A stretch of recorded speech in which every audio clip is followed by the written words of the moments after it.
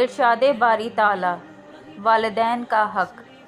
حقوق العباد میں سب سے مقدم حق والدین کا ہے، اور یہ اتنا اہم حق ہے کہ اللہ تعالیٰ نے اپنے حق عبادت کے بعد جس حق کا ذکر کیا وہ والدین کا حق ہے۔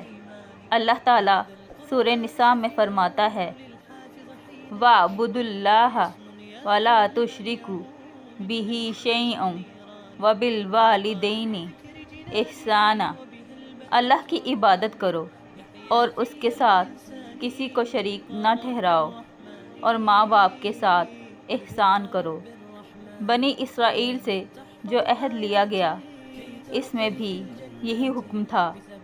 ارشاد باری تعالیٰ ہے وَإِذْ أَخَذْنَا مِيثَاقَ بَنِي إِسْرَائِيلَ لَا تَعْبُدُونَ إِلَّا اللَّهَ وَبِالْوَالِدَيْنِ إِحْسَانًا، اور جب ہم نے بنی اسرائیل سے پکا وعدہ لیا کہ تم اللہ کے سوا کسی کی عبادت نہ کرنا اور ماں باپ کے ساتھ احسان کرنا۔